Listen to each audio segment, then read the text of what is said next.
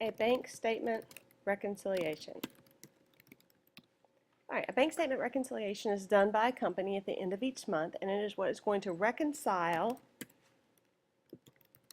the cash general ledger account, that's a company's cash account, to the bank statement. In other words, the records that the bank shows are in that cash account. So we need to reconcile those two numbers at the end of each month. So the first thing that we're going to do is we're going to look at the bank side. We're going to start off with the balance per bank statement at the end of the month. Now, make yourself a note that this comes from the balance at the end of the month. So on your bank statement, you'll have a beginning and an ending. You want to pick up the ending because we're going to reconcile it all the way to the end of the month. So bank statement balance of cash.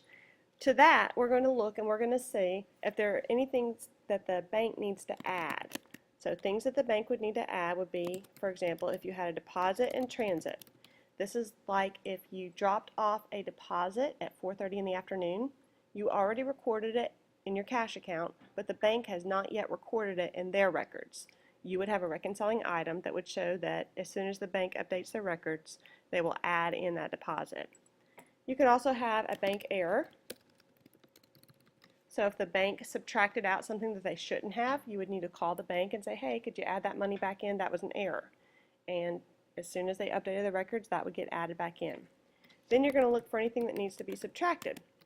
That would be, for example, if you had mailed a check and you had already recorded it in your cash account as a credit to cash, but the bank had not yet received that check, so it had not yet cleared.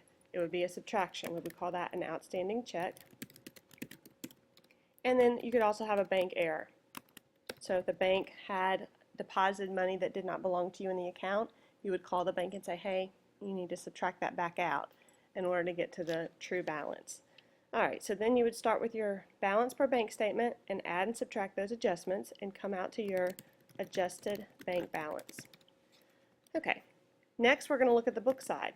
We need to see what is needs to be reconciled on the book side. So we're going to start off with our balance per books, in other words, our cash account.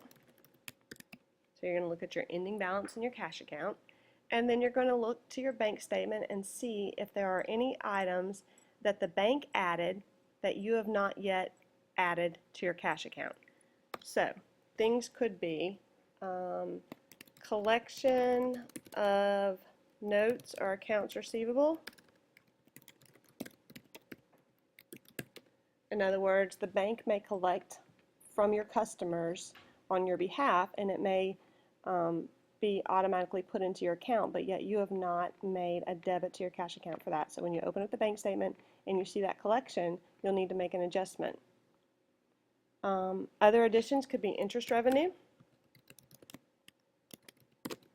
So if the bank pays you interest on any balance that you keep in their bank account, you may open up that bank statement and see that they have given you some interest revenue, and you need to debit your cash account for that. Alright, subtractions could include a bank service fee.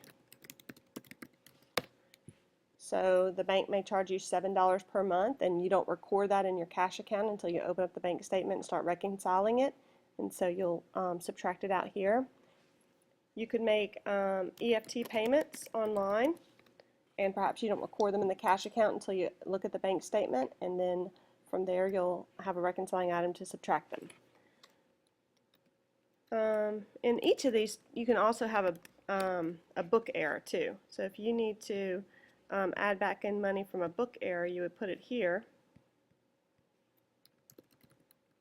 And if you need to subtract out money from a book error, you would put it here. Alright, I need a couple headings here so I can see where we are, right? These are additions.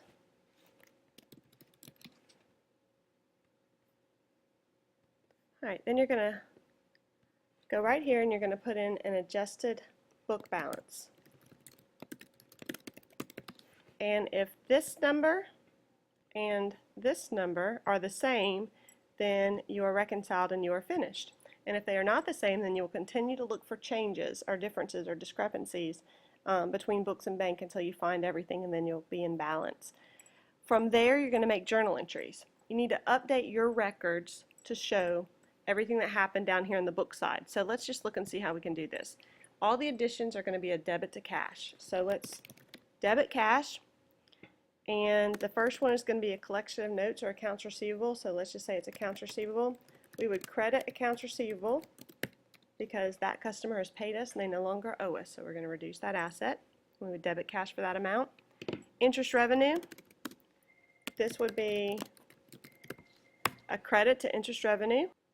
And if we had a book error, then we would need to look and we would need to see where that error was originally placed and then reverse it. So it would just depend on where it was. Then we're going to look at our subtractions. They will all be credits to cash. And let's look and see what we have here. Bank service charge, we generally are going to debit an expense account for that called bank service charge or bank service expense. And then for an EFT payment, it's going to depend on what we paid, but if we paid a utility bill, we could debit utility expense. And then we're going to credit cash for the total of all of those. At this point, our beginning cash account per our books equaled this number right here. Once we make these additions and subtractions, in other words, the debits and credits to these accounts, then our ending cash will be this amount. And at that point, we can say that we are reconciled. Now let's look up here at the bank for just a moment. The bank is not yet updated, but after the next day, they will have probably recorded our deposit in transit. If they had any errors, we'll call them and they'll update that. If they had any outstanding checks, as soon as the customer or whoever received our check deposits that money, then the bank will update there. So most of these will get updated automatically, so we don't need to do anything other than check on it later on to make sure that the bank did in fact update everything and come down to this adjusted bank balance.